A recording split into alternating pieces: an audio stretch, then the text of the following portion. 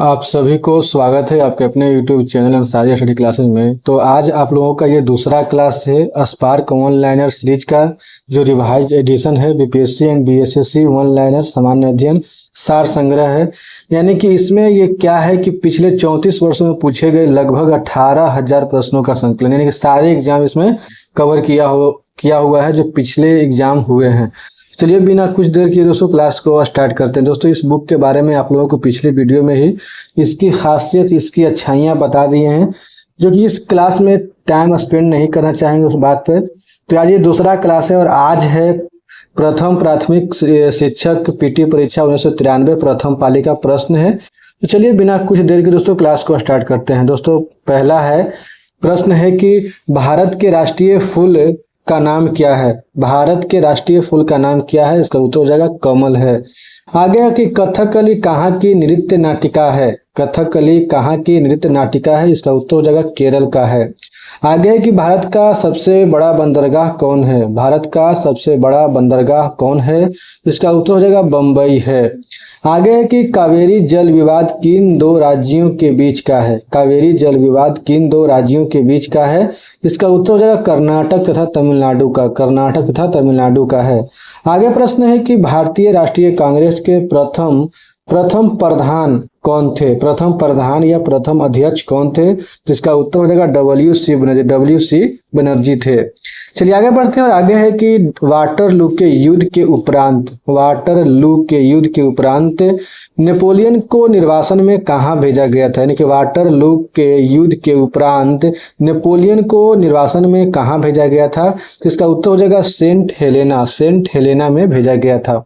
आगे प्रश्न है कि कौन सा मुगल शासक सर्वाधिक धर्मनिरपेक्ष दृष्टिकोण रखता था। कौन सा मुगल शासक सर्वाधिक धर्मनिरपेक्ष दृष्टिकोण रखता था? इसका उत्तर हो जाएगा अकबर रखता था। आगे है कि दिल्ली में लाल किले का निर्माण किसने करवाया था।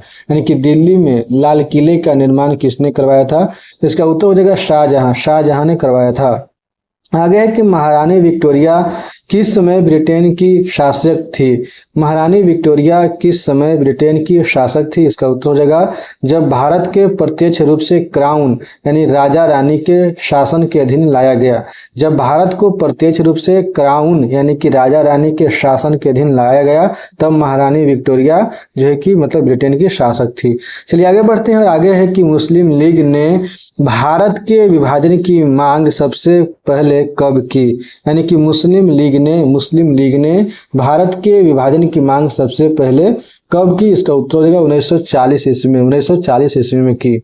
आगे है कि दिल्ली को भारत की राजधानी कब बनाई गई। दिल्ली को भारत की राजधानी कब बनाई गई? इसका उत्तर हो जाएगा दिसंबर 1911 ईस्वी में। दिसंबर 1911 ईस्वी में कलकत्ता से जो है कि दिल्ली बनाई गई। आगे है कि पानीपत का तीसरा युद्ध कब हुआ। पानीपत का तीसरा युद्ध कब हुआ? इसका उत्तर हो जाएगा 1761 ईस्वी में। आगे है कि भारत किस दिन गणराज्य घोषित किया गया। भारत किस दिन गणराज्य घोषित किया गया? इसका उत्तर हो जाएगा 26 जनवरी 1950 को। 26 जनवरी 1950 को। गणराज्य का मतलब वो होगा कि नियम कानून कायदे कानून के हिसाब से चलने वाला देश। आगे है कि संविधान के मौलिक अधिकारों में कौन से अधिकार को शामिल नहीं किया जाता है। संविधान के मौलिक अधिकारों में से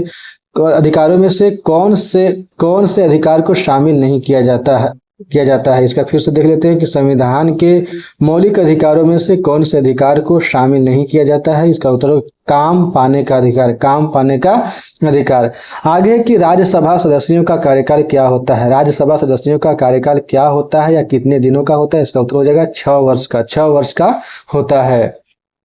चलिए आगे देख लेते हैं और आगे है प्रश्न कि राष्ट्रपति सर्वोच्च न्यायालय की किसी न्यायाधीश को कब तक नहीं हटाया जा सकता है। राष्ट्रपति सर्वोच्च न्यायालय के किसी न्यायाधीश को कब तक नहीं हटा सकता है। इसका उत्तर हो जाएगा जब तक उन्हें संसद के दोनों सदनों द्वारा स्वीकृति प्रस्ताव प्राप्त न हो। यानी कि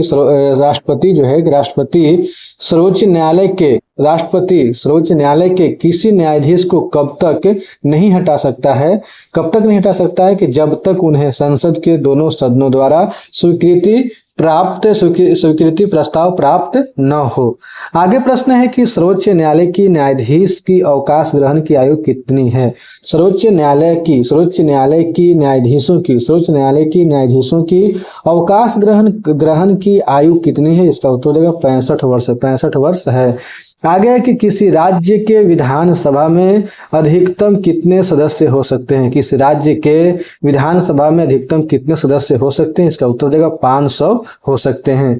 आगे प्रश्न है कि भारत में नागरिकता किस आधार पर निर्धारित होती है। भारत में नागरिकता किस आधार पर निर्धारित होती है। जिसका उत्तर हो जाएगा जन्म स्थान का सिद्धांत एवं रक्त का सिद्धांत पर। जन्म स्थान का सिद्धांत एवं रक्त का सिद्धांत पर जो है कि भारत की नागरिकता के आधारित निर्धारित होती है। आगे है कि केंद्रीय मंत्रीगण किसके प्रति उत्तरदायी होते हैं। केंद्रीय मंत्रीगण किसके प्रति उत्तरदायी होते हैं। इसका उत्तर हो जाएगा लोकसभा के प्रति उत्तरदायी होते हैं। आगे है कि बोरोबुदुर का प्रसिद्ध मंदिर कहाँ है। बोरोबुदुर का प्रसिद्ध मंदिर कहाँ है। इसका उत्तर हो जाएगा जावा इंडोनेशिया में है। आगे है कि मराठा प्रशासन में प्रधानमंत्री को क्या कहा जाता था। मराठा प्रशासन में प्रधानमंत्री को क्या कहा जाता था। इसका उत्तर हो जाएगा पेशवा कहा जाता था। आगे है कि द वेल्थ ऑफ नेशन की रचना किसने की। द वेल्थ ऑफ नेशंस की रचना किसने की। इसका उत्तर हो जाएगा एडम स्मिथ ने की। आगे है कि भारत भारती की रचना किसने की। भारत भारती की रचना किसने की। इसका उत्तर हो जाएगा मैथिली शरण गुप्त ने की। आगे है कि हिंदू व्यू ऑफ लाइफ के लेखक कौन है। हिंदू व्यू ऑफ लाइफ के लेखक कौन है। इसका उत्तर हो जाएगा एस राधाकृष्णन सर्वपल्ली राधाकृष्णन है। आगे है कि किस अफ्रीकी देश ने सबसे पहले स्वतंत्रता प्राप्त की। किस अफ्रीकी देश ने सबसे पहले स्वतंत्रता प्राप्त की। इसका उत्तर है घाना ने प्राप्त की। आगे है कि servants of the people society की स्थापना किसने की। Servants of the people society की स्थापना किसने की। इसका उत्तर हो जाएगा गोपाल कृष्ण गोखले ने। यही गोपाल कृष्ण गोखले हैं जो महात्मा गांधी के राजनीतिक गुरु थे। चलिए आगे है कि अलीगढ़ आंदोलन का आरंभ किसने की। इसका उत्तर हो जाएगा सर सैयद अहमद खान ने जो अलीगढ़ मुस्लिम यूनिवर्सिटी की स्थापना किए थे। आगे है कि अजमेर में किस सूफी संत की दरगाह है। इसका उत्तर हो जाएगा मोइनुद्दीन चिश्ती का है। आगे है कि राज्य की उत्पत्ति के सामाजिक समझौता के उपरांत की एक प्रमुख प्रतिपादक कौन है। राज्य की उत्पत्ति के सामाजिक समझौते के उपरांत की एक प्रमुख प्रतिपादक कौन है। इसका उत्तर है जॉन लॉक हैं। आगे है कि म्यांमार वर्मा, जिसको अब वर्मा भी कहते हैं, पहले वर्मा कहते थे, म्यांमार कहते हैं। म्यांमार वर्मा में किस प्रकार की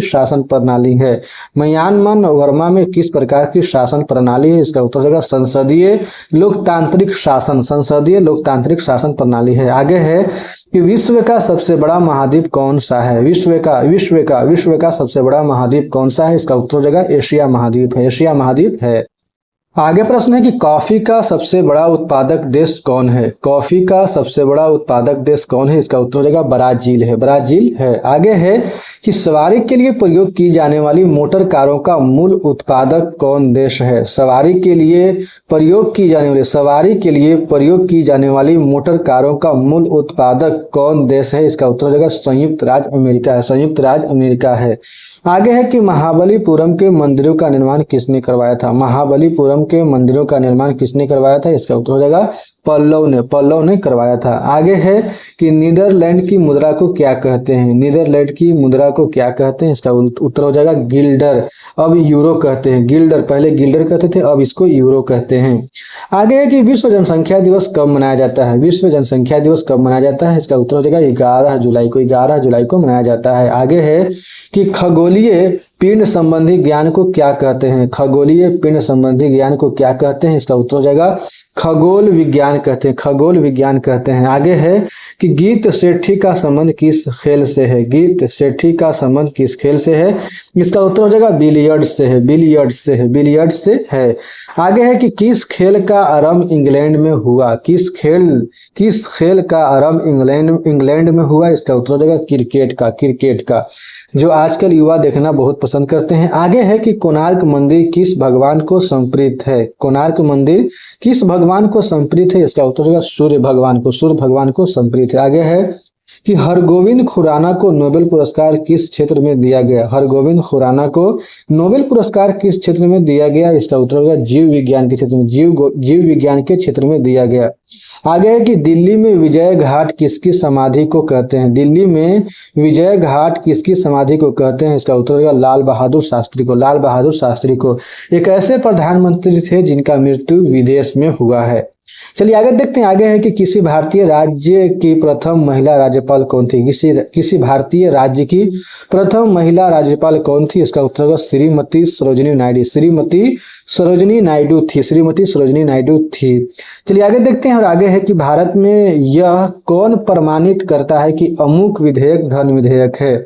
भारत में यह कौन प्रमाणित करता है कि अमुक विधेयक धन विधेयक है, इसका उत्तर हो जाएगा लोकसभा अध्यक्ष। लोकसभा अध्यक्ष जो है कि मतलब प्रमाणित करते हैं। आगे है कि एशियन खेल 1982 कहाँ खेले गए थे। एशियन खेल 1982 कहाँ खेले गए थे, इसका उत्तर हो जाएगा दिल्ली में, दिल्ली में खेले गए थे। आगे है कि बरौनी ताप बिजली घर कहाँ स्थित है। बरौनी ताप बिजली घर कहाँ स्थित है, इसका उत्तर बिहार में स्थित है। आगे प्रश्न है कि भारत का पहला बोलने वाला चलचित्र कौन था। भारत का पहला बोलने वाला चलचित्र कौन था, इसका उत्तर हो जाएगा आलम आरा था, आलम आरा था। आगे है कि गांधी नामक चलचित्र में कस्तूरबा गांधी की भूमिका किसने निभाई। गांधी नामक चलचित्र में कस्तूरबा गांधी की भूमिका किसने निभाई, इसका उत्तर हो जाएगा रोहिणी हंटगड़े ने, रोहिणी हंटगड़े ने निभाई। आगे कि पौधे का मुख्य प्रकाश संश्लेषी अंग क्या है। पौधे का मुख्य प्रकाश संश्लेषी अंग क्या है, इसका उत्तर हो जाएगा पत्ती है, पत्ती है। आगे है कि आनुवंशिकता के नियम के जन्मदाता कौन है। आनुवंशिकता के नियम के जन्मदाता कौन है, इसका उत्तर हो जाएगा ग्रेगर मेंडल है, ग्रेगर जॉन मेंडल हैं। आगे है कि 1930 के दशक का आर्थिक संकट कहाँ आरंभ हुआ। 1930 के दशक का आर्थिक संकट कहाँ आरंभ हुआ, इसका उत्तर हो जाएगा संयुक्त राज्य अमेरिका में, संयुक्त राज्य अमेरिका में आरंभ हुआ। आगे है कि पोलैंड पर जर्मनी द्वारा आक्रमण का तुरंत परिणाम क्या था। पोलैंड पर जर्मनी द्वारा आक्रमण का तुरंत परिणाम क्या था, इसका उत्तर हो जाएगा द्वितीय विश्व युद्ध, द्वितीय विश्व युद्ध था। आगे है कि प्रतिभूति घोटाले की जांच करने वाली संसदीय समिति की अध्यक्षता किसने की। प्रतिभूति घोटाले की जांच करने वाली संसदीय समिति की अध्यक्षता किसने की, इसका उत्तर हो जाएगा रामनिवास मिर्धा ने, रामनिवास मिर्धा ने की। आगे है कि औद्योगिक क्रांति कहाँ आरंभ हुई। औद्योगिक क्रांति कहाँ आरंभ हुई, इसका उत्तर हो जाएगा इंग्लैंड में, इंग्लैंड में आरंभ हुई। आगे है कि किस राज्य को भारत का अन्न भंडार कहा जाता है। किस राज्य को भारत का अन्न भंडार कहा जाता है, इसका उत्तर हो जाएगा पंजाब को कहा जाता है, पंजाब को कहा जाता है, पंजाब को कहा जाता है भारत का अन्न भंडार। चलिए आगे देखते हैं। और आगे है कि भारत में सहकारिता समिति अधिनियम सर्वप्रथम कब पारित हुआ। भारत में सहकारिता समिति अधिनियम सर्वप्रथम कब पारित हुआ, इसका उत्तर हो जाएगा 1904 ईस्वी में, 1904 ईस्वी में पारित हुआ। आगे है कि किस जिले में सबसे अधिक चावल होती है। किस जिले में सबसे अधिक चावल होती है, इसका उत्तर है पश्चिम बंगाल में, पश्चिम बंगाल में होती है। आगे है कि भारत की तृतीय पंचवर्षीय योजना कब आरंभ हुई। भारत की तृतीय पंचवर्षीय योजना कब आरंभ हुई, इसका उत्तर हो जाएगा 1 अप्रैल 1961 ईस्वी को, 1 अप्रैल 1961 ईस्वी को। और 1 अप्रैल को मूर्ख दिवस भी मनाया जाता है। आगे है कि प्रथम पंचवर्षीय योजना में अर्थव्यवस्था के किस क्षेत्र पर बल दिया गया। प्रथम पंचवर्षीय योजना में अर्थव्यवस्था के किस क्षेत्र पर बल दिया गया, इसका उत्तर हो जाएगा कृषि पर बल दिया गया। आगे है कि योजना यानी कि नीति आयोग का प्रधान कौन होता है। योजना आयोग या नीति आयोग का प्रधान कौन होता है, इसका उत्तर हो जाएगा प्रधानमंत्री जी होते हैं, यानी कि योजना आयोग को ही नीति आयोग कहते हैं। आगे है कि संविधान के 42वें संशोधन में किस विषय को राज्य सूची से समवर्ती सूची में हस्तांतरित किया गया। यानी कि संविधान के 42वें संशोधन में किस विषय को राज्य सूची से समवर्ती सूची में हस्तांतरित किया गया, इसका उत्तर है शिक्षा को किया गया। आगे है कि राज्य का राज्य का उच्चतम विधि अधिकारी कौन होता है? राज्य का उच्चतम विधि अधिकारी कौन होता है? इसका उत्तर होगा एडवोकेट जनरल। एडवोकेट जनरल होता है। आगे है कि रिटर्निंग अधिकारी कौन होता है? रिटर्निंग अधिकारी रिटर्निंग अधिकारी कौन होता है? तो इसका उत्तर हो जाएगा वह अधिकारी जो किसी निर्वाचन क्षेत्र में चुनाव के लिए उत्तरदायी होता है और परिणाम की घोषणा करता है। यानी कि रिटर्निंग अधिकारी कौन होता है? तो वह अधिकारी जो किसी निर्वाचन क्षेत्र में चुनाव के लिए उत्तरदायी होता है और परिणाम की घोषणा करता है। तो प्रश्न ये भी पूछ सकता है कि परिणाम की घोषणा कौन करता है? तो रिटर्निंग अधिकारी करता है। आगे है कि राज्यपाल की नियुक्ति के लिए कितनी आयु होनी चाहिए? राज्यपाल की नियुक्ति के लिए कितनी आयु होनी चाहिए? इसका उत्तर हो जाएगा 35 वर्ष। 35 वर्ष होनी चाहिए। आगे है कि राज्य का मुख्यमंत्री किसके प्रति उत्तरदायी होता है? राज्य का मुख्यमंत्री किसके प्रति उत्तरदायी होता है? इसका उत्तर हो जाएगा राज्यपाल के प्रति उत्तरदायी होते हैं।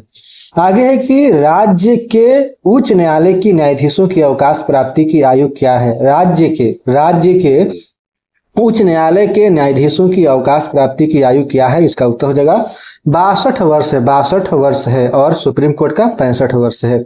चलिए आगे देखते हैं। आगे है कि किसी राज्य में किसके परामर्श पर राष्ट्रपति शासन लागू होता है? किसी राज्य में किसके परामर्श पर, किसके आदेश पर राष्ट्रपति शासन लागू होता है? इसका उत्तर हो जाएगा राज्यपाल के परामर्श पर जो है कि किसी राज्य में राष्ट्रपति शासन लागू होता है। आगे है कि गोवा किस उच्च न्यायालय के क्षेत्राधिकार में है? गोवा किस उच्च न्यायालय के क्षेत्राधिकार में है? इसका उत्तर हो जाएगा बम्बई के।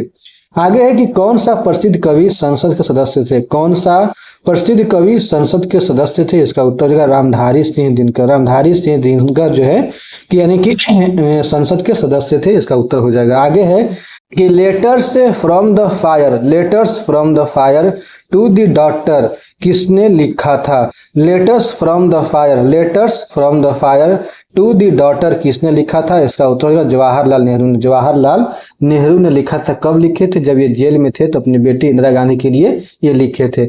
आगे है कि गुगली शब्द किस खेल से संबंधित है? गुगली शब्द किस खेल से संबंधित है? तो क्रिकेट खेल से संबंधित है। आगे है कि एज यू लाइफ इट नामक पुस्तक किसने लिखी थी?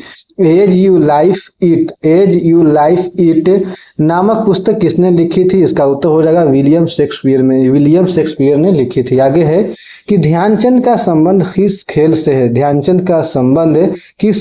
है? तो इसका उत्तर हो जाएगा हॉकी से है और हॉकी का जादूगर भी मेजर ध्यानचंद जी को ही कहा जाता है। आगे है कि माधव राव सिंधिया किस खेल के संगठन के प्रधान थे? माधव राव सिंधिया किस खेल के संगठन के प्रधान थे? इसका उत्तर हो जाएगा क्रिकेट के यानी कि क्रिकेट के संगठन के प्रधान थे। आगे है कि किस हिंदी चलचित्र का प्रथम विश्व प्रदर्शन जी टीवी पर हुआ? किस हिंदी चलचित्र का प्रथम विश्व प्रदर्शन जी टीवी पर हुआ? इसका उत्तर हो जाएगा फिर तेरी कहानी याद आई। आगे है कि धारावाहिक रामायण के निर्माता कौन थे? तो इसका उत्तर हो जाएगा रामानंद सागर थे। तो ठीक है दोस्तों, उम्मीद करता हूँ कि आप लोगों को मेरा वीडियो पसंद आया होगा और नेक्स्ट क्लास में मैं आप लोगों को जो है कि ये चलेगा प्रथम प्राथमिक शिक्षक परीक्षा 1993 द्वितीय पाली का प्रश्न चलेगा। तो ठीक है दोस्तों, उम्मीद करता हूँ कि आप लोगों को मेरा क्लास पसंद आ रहा होगा। अगर क्लास पसंद आ रहा होगा तो यानी कि वीडियो को लाइक कीजिए, दोस्तों के साथ शेयर कीजिए। अगर चैनल पे नए हैं तो चैनल को सब्सक्राइब कीजिए और वीडियो के देखने के लिए बहुत बहुत धन्यवाद दोस्तों। मिलते हैं नेक्स्ट क्लास में, तब तक के लिए जय हिंद दोस्तों।